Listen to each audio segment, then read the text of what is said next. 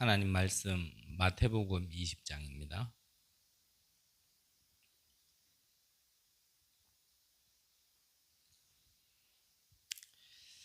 마태복음 20장 17절에서 28절까지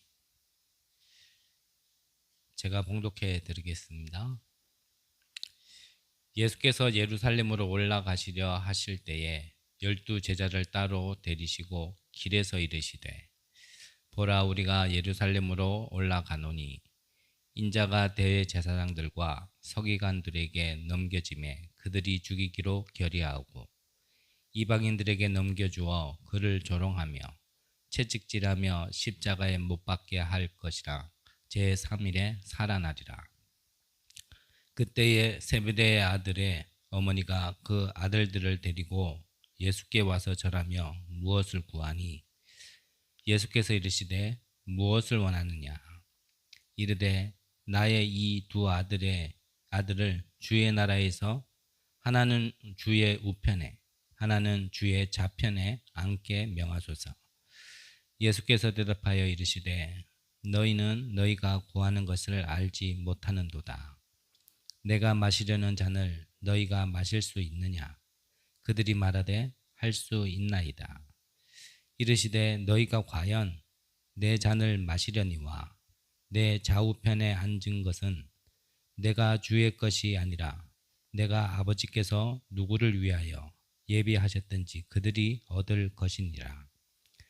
10 제자가 듣고 그 두 형제에 대하여 분이 여기거늘 예수께서 제자들을 불러다가 이르시되 이방인의 집권자들이 그들의 임의로 주관하고 그 고관들이 그들에게 권세를 부리는 줄 너희가 알거니와 너희 중에는 그렇지 않아야 하나니 너희 중에 누구든지 크고자 하는 자는 너희를 섬기는 자가 되고 너희 중에 누구든지 으뜸이 되고자 하는 자는 너희의 종이 되어야 하리라.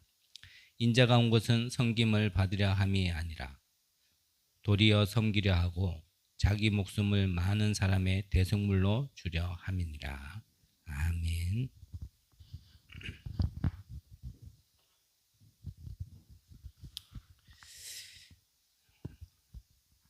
필요한 사람.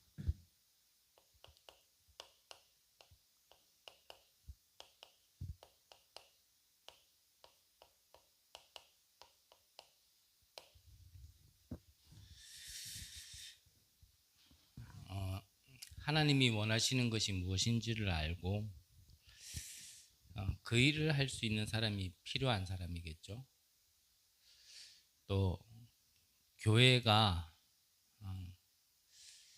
무엇이 필요한지를 알고 또 그 일 속에 헌신할 수 있는 자가 필요한 사람이겠죠. 또 세상이 정말 뭐가 필요한지를 알고 그것을 돕고 섬길 수 있는 자가 필요한 사람이겠죠. 한마디로 얘기하면 그게 사명입니다.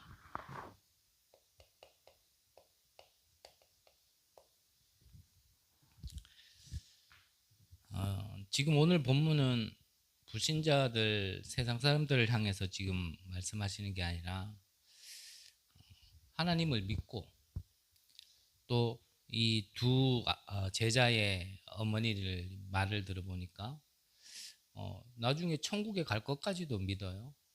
그러니까 하나들은 예수님의 우편에, 하나들은 좌편에 앉게 해달라고까지 얘기할 만큼 믿는 거는 믿죠. 근데 믿는 사람들이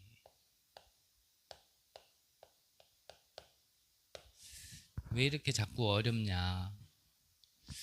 어렵다 정도가 아니라 너무 힘드니까.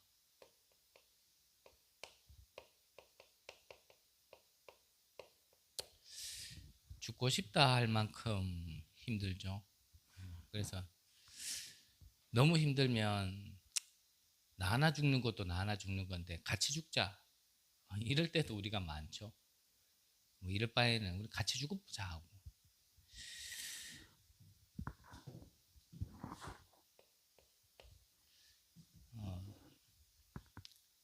지금 믿는 자들이 죽고 싶다라고 할 만큼 생각이 든다면요, 그거는 정신병 아니겠습니까? 정신병. 어떤 영상을 보니까요, 성장기에 있는 여자아이가 엄마도 같은 여자인데 이 아이의 증상을 이해하지 못할 만큼 이 아이에게는 몸이 아픈 거예요. 그래서 뭐 신병이 아닌가라는 생각도 들기도 들었지만, 좀 이렇게 그 분야의 전문가인 박사가 그 아이한테 설명해 주기를, 그 아이와 이제 어머니한테 좀 설명해 주기를 그 얘기를 하더라고요. 우리가 꾀병이라는 것도 있다. 근데 이게 뭔가 자기가 원하지 대로 되지 않아서 꾀병을 부르는 아이는 보이지 않는 시선을 벗어나면 다시 괜찮아지는데 보이는 데서만 아프다. 하지만 진짜 아픈 아이도 있다. 병원에 가서 진료를 해도 원인은 나오지는 않지만 실제로 위가 아프고 몸이 아프고 이런 사람도 있다. 그거를 부모에게도 얘기해주고 그 이제 여자 아이한테도 얘기를 해주는데, 그 아이한테 얘기해주는 게 뭐냐면, 니는 실제로 아프다. 근데 너는 위가 아프다, 배가 아프다 얘기를 하지만 실제로 배가 아픈 게 아니라 이 뇌가 배가 아프도록 자꾸 신호를 주는 거다. 그러니까 실제로 몸을 검사했을 때는 나오지 않는데 너는 아픈 거를 느낀다. 그게 뭡니까? 이 정신병은요, 어떻게 보면 이건 뇌질환이에요. 어떻게 보면 이게 마음 생각은요, 뇌와 직결되게 돼 있거든요. 이 죽고 싶다고 할 만큼, 이런 생각이 마음이 계속 들 만큼 이런 상황 속에 뭔가를 피해 보려고 그러고 뭔가를 해결을 찾아보려고 하다 보니까 이제 그게 중독이 되는 거죠. 뭐 중독, 다른 말로 하면 뭐 이게 집착이잖아요. 그래도 이거라도 할 때 뭔가 그거를 잊을 수 있고, 뭔가 그거라도 할 때 내가 이 어려움에서 벗어날 수 있기 때문에 자꾸 찾게 되는 거죠. 그게 중독이고 집착이에요. 그걸 안 하면 다시 몸이 아픈 거죠. 그리고 상태가 안 좋아지는 거고. 그래서 뭐 검사에도 나오지는 않아요. 하지만 본인에게는 실제 아픈 거죠. 실제로. 이러다가 결국은 나중에 극단적인 선택을 하게 되면 살인을 하게 되죠. 그래서 나를 죽이면은 그게 자살이 되어지고, 타인을 죽이면은 타살이 되어지는 거죠.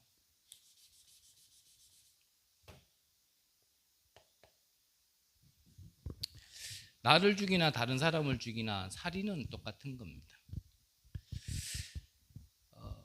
분명히 이런 시대는 계속 앞으로 올 거고요.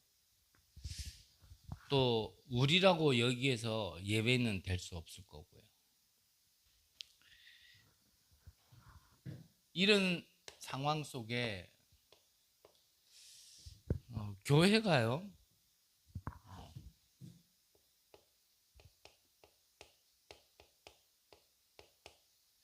여기에 관심이 없죠.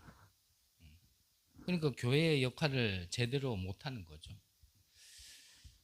더 정확하게 얘기하면은 무관심이라기보다는 무능력이라고 좀 표현하셨습니다. 쉽게 말하면 지금 나 하나 살기도 바쁜데 옆에 사람을 돌아볼 수 있는 여유가 없는 거죠. 옆에 사람이 죽어가는 것도 알겠지만 그들을 도와줄 수 있는 힘이 없는 거죠. 이런 상황 속에 교회는 생명 살릴 수 있는 복음보다는 자꾸 교리만, 외치니까 이런 상황 속에 있는 사람들이요 3단체로 자꾸 빠지는 거죠. 그 이단 사이비의 어떤 얘기를 들어보면 사실 진짜 안 맞는 말이 전부 다인데 근데 워낙 답이 없으니까 본인은 너무 갈급하니까 갈 수밖에 없는 거죠. 지금 3단체에서 하는 기운동이나 명상운동은 사실 모든 사람이 하는 거지만 특히 이 엘리트들이 그걸 접해서 뭔가 증거를 보니까 그 여파가 그래서 더 큰 거거든요. 뭐 나 같은 사람이 뭐 이거 해가지고 나왔다. 뭐 그렇게 여파 없습니다. 하지만은 전 세계적으로 스타들이, 전 세계적으로 영향을 주는 정치인들이, 경제인들이 이런 사람들이요. 이것 가지고 딱 증거를 보니까 바로 그게 여파가 다 전달되는 거거든요. 교회가 교회 역할을 못하니까 교회가 문 닫는 시대를 만났거든요. 그래서 교회가 술집으로 팔려가고 저 무슬림 사원으로 팔려가고 껍데기는 바꾸지 못하니까 건물은 무너뜨리지 못하니까 모양은 교회인데 내용은 술집이고 그 안에 들어가면 다른 단체들이 다 그걸 사들여서 자기들의 사원으로 만들어버리고 지금 이런 상황입니다.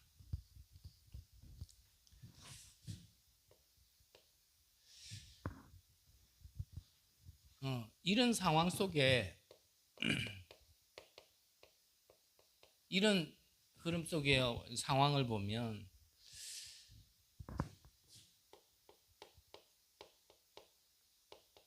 사람을 바르게 도와줘야 되는데 사람에게 도움을 주고 받고 지금 그것만 하고 있고요.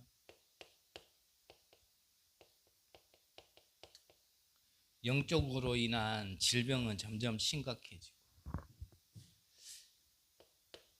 시대는요 완전히 사단이 장악한 이 네피림 시대가 점점 도래하는 거죠. 그래서 하나님이 해결 방법을 주신 게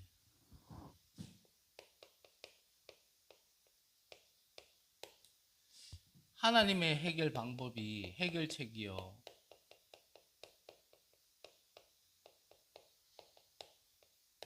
오늘 성경에 보니까 나는 섬김을 받으러 온 것이 아니고 많은 사람들의 대속물로 주려 함이라 그랬거든요. 그래서 그리스도를 통해서 그리스도가 대속물이 되어짐으로 우리가 여기서 진짜 답을 찾을 수 있는 거거든요. 이 대속물을 통해서요 근본적인 것을 바꾸는 겁니다. 로마서 3장 10절에 보면 의인은 없나니 하나도 없다 그랬고요. 3장 23절에 보면 모든 사람이 죄를 범하였으며 하나님의 영광에 이르지 못하더니 그랬습니다. 예외가 없죠. 모든 사람이에요. 모든 사람은 이 원죄에서 자유로운 사람이 없습니다. 그래서요, 이 재앙이 자꾸 오는 거예요.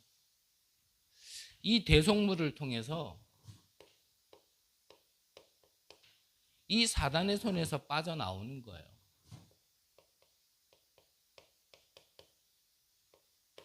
이 흑암에서 빠져나올 수 있는 유일한 방법. 죽어서도 죽어서지만 지금 이 땅에 살면서 죽고 싶다 할 만큼 지옥 같은 삶을 살고 있거든요. 목사님 말씀하셨잖아요. 지금 죽어서는 모르겠고 얼마나 살기 힘들면 이 땅이 얼마나 지옥 같은 삶을 살면 지금이 더 문제다라고 얘기할 만큼. 그래서 그리스도 이 대속물로 오신 이 그리스도만이 하나님이 주신 유일한 해결 방법이라는 거죠. 이 사실을 믿을 때 우리가요, 이 모든 문제에서 빠져나올 수 있는 겁니다. 그래서 구원은 받았다 하더라도 우리가 뭔가가 또 문이 막혔다, 거기는 하나님 계획이 있는 거거든요. 그렇다면요, 답을 찾는 데는 다시 근본으로 돌아가야 됩니다.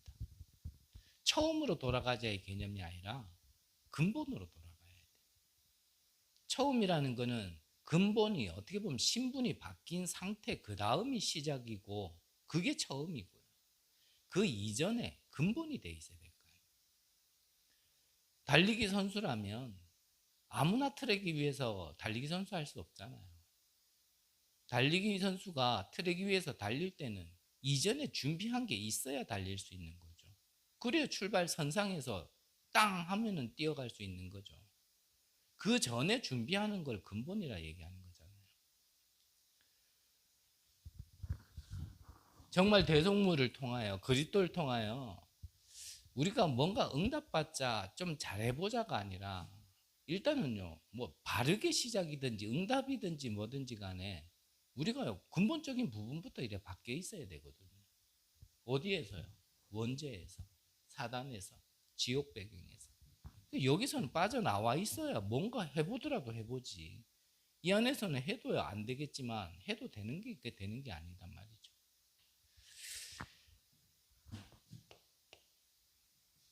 이것을 누구에게? 예루살렘에게 먼저.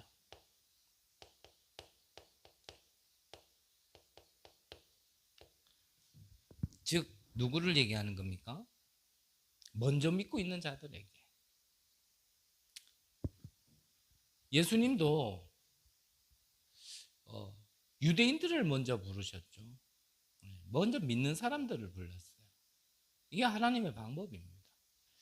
믿고 있는 자들이 믿고는 있는데 여기에서 빠져나오지 못한 상태로, 진짜 복음의 진리를 놓친 상태로 성전을 잘 섬기고 하나님을 잘 섬기려고 하니 그게 다른 길로 자꾸 간단 말이에요. 그게 응답이 되어지고 하나님이 필요한 사람, 원하시는 사람이 되어지면 되는데 그렇게 해가지고는 되지 않는다라는 거죠. 그래서 먼저 믿고 있는 사람을 하나님이 부르신 겁니다. 이 예루살렘에게, 대제사장에게, 또 누구에게요? 서기관들에게. 이들에게 오늘 예수님이 보여주고자 하신 것이 뭐냐면 십자가에서 죽으심과 이 부활을요 먼저 보여주시는 겁니다. 이 사실을 알았던 중세교회에 루터 한 명이 이걸 통해서요 먼저 나오도록 하나님이 은혜 주신 거예요. 그래서 중세교회, 중세시대 아시잖아요. 우리가 역사적으로도 암흑기라고 얘기하는 시대 아닙니까? 질병이 퍼져서 유럽 인구의 3분의 1이 죽을 만큼 흑사병 때문에 완전 저주 재앙이 임했었던 시대. 그때 정말 예수님 이후에 복음이 완전히 사라진 시대. 그때의 사실은요 모든 사상이들이 다 나왔잖아요. 그때 인본주의의 극치와 또 인간의 하나님께 도전하는 많은 것들이 그때 사실 다 나왔어요. 그때 루터 한 사람을 통해서요 진짜 복음을 다시 회복하게 하신 겁니다. 이 대속물을 통하여서 이 세 가지 운명에서 빠져나오게, 예루살렘도 예루살렘이지만 그 다음에는요 성도들에게, 더 정확하게 얘기하면 제자들에게. 그래서 이 제자들에게 먼저, 이 누굽니까? 12제자 아닙니까? 이 열제들에게 오늘 제목이, 오늘 본문에 보니까요 하나들은 우편에 하나들은 좌편에, 쉽게 말하면 출세에 연연하지 않도록, 거기에 빠져 있지 않도록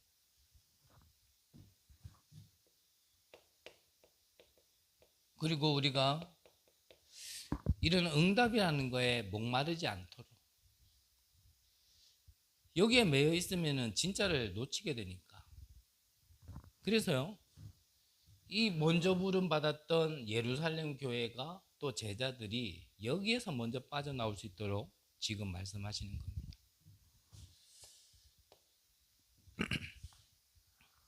그리고 분명히 우리에게는 이 미래에는 재앙이 올 것이고 흑암이 오는 시대를 만날 것인데 여기에는 많은 병든 자들이 있습니다.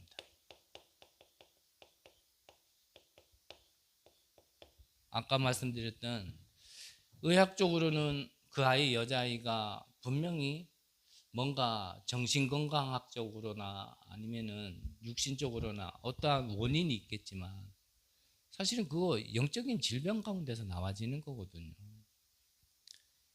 이 뇌질환이라는 건 아까도 말씀드렸지만 이건 분명히 정신마음과요 직결돼 있고 이 뇌가 고장이 나서 안 아픈 부위를 자꾸 아프도록 지시를 내린다라는 건 이거는 분명히요 영과 관계되어 있는 거란 말이죠. 그 뇌는 또 영혼과 관계되어 있는 거기 때문에 그래서 영적인 질병으로 인해 가지고요 앞으로는 진짜 병원이 치유 못하는 이런 일들이 이런 사람들이 너무나 많아질 겁니다. 그 속에서 뭐 정신질환자들도 너무 많아질 거고 이번 주 강단에서 잠깐 말씀드렸지만 이제는 이유도 없어요. 이유가 있어야 그래도 이 사람이 그렇게 했구나 그거는 옛날 말이지 이제는 이유가 없어요. 그냥 내가 하고 싶은 대로 하는 거야.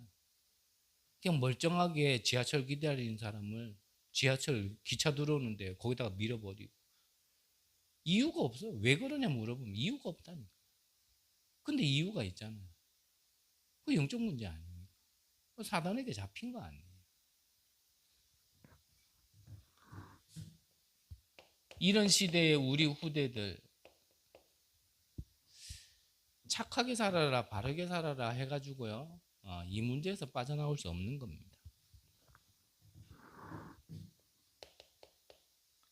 그래서 먼저 이들에게 빠져나올 수 있도록 하나님이 우리에게 먼저 복음을 주시고 전달해야 될 사명이 있는 거죠. 자, 그렇다면 이런 시대에 우리 교회가 진짜 어디에 눈을 떠야 되느냐?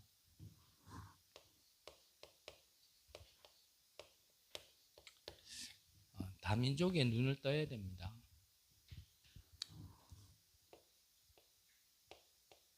그리고 인재들 살려서 정말 하나님 앞에 온전히 쓰임 받을 수 있도록 그 자기들이 가진 재능을 하나님께 영광 돌릴 수 있는 곳에 쓰임 받을 수 있도록 진짜 필요한 사람이 될 수 있도록 하나님이 보시기에 필요한 사람이 될 수 있도록 그들을 살려야 되거든요.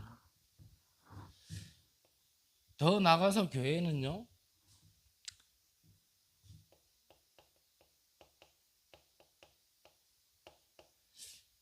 약한 자 이들이 치유받을 수 있도록 돕는 게 교회 아닙니까?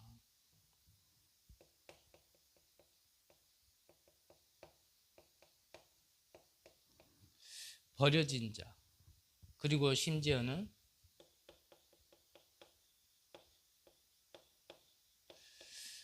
범죄자까지도 정말 치유받는 이것을 도울 수 있는 교회가 정말 하나님이 보시기에 필요한 교회 아니겠습니까? 그래서 저희 교회가 뭐 지금 당장 뭐 어떻게 하자라는 건 아니지만 이런 부분을 두고 우리가 보고 우리가 기도로서 하나씩 하나씩 준비해야 되지 않겠나 생각이 들어요. 저는 이 말씀을 이래 쭉 받으면서요. 정말 교회가 필요한 사람이 돼야 되고 세상이 필요한 사람이 돼야 되고 또 하나님이 필요한 사람이 돼야 되는데 나는 그런 사람이 맞는가? 이런 생각이 들었어요. 결론에 그런 말씀하셨잖아요. 나 같은 사람만 있다라면 정말 세계 선교 되겠는가? 서계 선교의 문이 오히려 막히지 않겠냐라는 생각이 든다라면 그건 죽은 상태라 그랬거든요. 나는 죽은 상태인가 살아있는 상태인가 좀 생각이 많이 들더라고요. 뭐 내 열심으로 되는 게 아니고 나의 어떠한 부지런함으로 되는 거 아니고 나는 진짜 살았는가? 하나님이 보시기에 진짜 나는 필요한 사람인가? 그리고 이 교회에 나는 필요한 목사인가? 또 여러분들에게 나는 필요한 사람인가? 좀 질문하게 되더라고요. 나를 돌아보고. 나 때문에 여러분들이 근심하고 나 때문에 여러분들이 스트레스 받아가지고 안 걸리고 나 때문에 여러분들이 평안함이 없고 그렇다면 과연 내가 필요한 사람이 맞는가? 여러 가지를 두고요. 좀 이렇게 생각해 보게 됐어요. 제 개인적인 신앙으로는 하나님이 주신 언약은 반드시 성취되어질 거고 그렇다면 그 언약의 성취에 대한 응답은 지금 받은 거나 나중에 받을 거나 같다라고 말씀하신 그 말씀을 근거로 믿음으로 나아가고 싶은데 이게요. 인간적으로 표현하면요. 이게 참 생각대로 잘 안 되는 것 같아요. 내 개인부터가 누구 얘기할 거 없이 이게 참 저였거든요. 옛날에. 근데 이게 옛날에 전 줄 알았지만 저도 힘 빠지면 누구보다도 죽고 싶다 생각 많이 올라오거든요. 그래서 참 기도밖에 없다. 하나님은 분명히 하나님의 일을 하실 거고 이게 뭐 누가 높다 낮다가 아니라 우리 그런 게 있어요. 뭐 교리적으로 그렇다라기보다는 하나님이 하시는 방법이 좀 그런 게 있어요. 아무래도 목사에게는 하나님께서 성도들을 좀 가르치고 그들의 잘못을 좀 이렇게 돌아볼 수 있도록 어떻게 이런 조금의 권세를 주신 게 있어요. 그래서 성도님들이 잘못하시면 조금 이렇게 돌아서야 될 게 있으면 그러면 좀 이렇게 뭐 목사가 대단한 사람은 아니지만 이렇게 목사가 좀 이렇게 얘기를 하지만 근데 목사가 잘못하면은 누가 건드리겠어요? 하나님이 건드리거든요. 뭐가 더 낫겠어요? 제가 진짜 잘못하고 있다면 하나님이 치지 않겠습니까? 제가 맞아서라도 정말 하나님이 필요한 곳으로 필요한 사람으로 여러분들에게 섬길 자로 서 있지 못한다면 하나님이 치지 않겠습니까? 저는 솔직하게 하나님께 기도해야 나는 부족한 게 많기 때문에 하나님 내가 내 자신을 몰라서 나도 모르게 그러게 한 게 있다라면 이 교회와 여러분들을 섬김에 있어서 내가 잘못한 게 있다라면 저를 쳐서라도 좀 알게 해주세요. 깨닫게 해주세요. 저는 솔직하게 좀 기도하거든요. 여러분들은 진짜 끝까지 언약 잡으세요. 제가 볼 때는 막연한 희망 고문이 아니고요. 저는 그래요. 제가 이 교회에 있기 때문에 이 교회를 얘기하는 게 아니라 저는 임마누엘 언약교회를 통해서 하나님이 하실 일이 있다고 분명히 봐요. 또 여러분들을 통하여서도 하나님이 분명히 하실 일이 있다라고 제 수준에서는 보이는 거는 있어요. 그래서 끝까지 여러분들은요. 언약을 붙들고 기도하세요. 이번 훈련 때 화요 집회 때도 또 말씀하시지만 저 부족한 걸 감추려는 말은 아닙니다. 진짜 여러분들이 응답받아서 저를 도와달라는 게 아니라 한 교회와 한 목회자를 진짜 돕고 섬길 수 있다라면 그것도 진짜 틀린 말은 아니거든요. 저는 하나님 앞에서 제가 쓸 겁니다. 여러분들도 여러분들의 언약을 붙들고요. 정말 기도하세요. 여러분들을 통하여 하나님이 가장 필요한 곳에 가장 필요한 사람으로 쓰임받을 수 있도록 이 교회가 그런 사람들의 공동체가 될 수 있도록. 그래서 사도행전 2장 42절에 보면 사도의 가르침을 받아 서로 떡을 떼며 교제하며 오로지 기도하기에 힘쓰더라. 정말 강단의 말씀 가지고 여러분들이 응답 받으시고 날마다 생명의 성찬을 나눌 수 있는 공동체가 되시고 이 교회 안에 와 있는 한 사람 한 사람들에 대한 그 하나님의 계획을 보면서 한 몸 한 지체로서 정말 교제도 나눠지고 정말 하나님이 필요한 그곳 그 하나를 두고 정말 하나 돼서 기도할 수 있는 기도의 공동체, 복음의 공동체. 여러분들이 정말 이 언약 붙들고 기도하시면요, 하나님은 상상치도 못하는 방법을 통해서라도 여러분들 때문에라도 그 언약 때문에라도 하나님은 역사하시고 응답하시게 되어 있습니다. 끝까지 내가 방해가 된다. 앞서 말씀드린 것처럼 하나님 저를 쳐서라도 돼요. 뭐 힘들게 안 해도 돼요. 헤롯 왕을 죽이는데 하나님이 힘을 많이 썼냐? 안 그랬습니다. 벌레 하나면 돼요. 제가 이거 자다 보니까요, 거미가 이만한 게 막 돌아다니더라고요. 그 벌레 하나면 돼요. 제가 여러분들에게 진짜 끝까지 걸림돌이라면 하나님이 저를 건드리는 건 간단합니다. 제 목요 3초만 요래 누르고 있으면요, 저는요 힘없어요. 여러분들이 진짜 언약 붙드시고 사람에게 시험 들지 마시고 환경에 시험 들지 마시고 끝까지 언약 붙들고 기도하세요. 응답은 반드시 오게 되어 있습니다. 정말 하나님이 찾으시는 필요한 한 사람 되시기를 간절히 기도합니다. 기도하겠습니다. 하나님, 우리 교회를 축복하시고 우리 귀한 성도님들을 축복하여 주옵소서. 어둠으로 가득 찬 세상에 생명의 빛을 비출 수 있는 필요한 사람으로서 쓰임받을 수 있도록 준비하게 하시고 빛의 잔으로 빛을 선전한 자로 부르셨사오니 어둠 가운데 빛을 비추는 큰 응답을 허락하여 주옵소서. 많은 사람들을 돕고 섬길 수 있는 우리 교회가 되어지게 하여 주옵소서. 약한 자, 버려진 자, 심지어 범죄자까지도 와서 치유받고 영적 서밋, 기능 서밋, 문화 서밋으로 쓰임받을 수 있는 그런 플랫폼의 역할을 하는 교회가 되게 하여 주옵소서. 살아계신 예수 그리스도의 이름으로 기도드립니다. 아멘.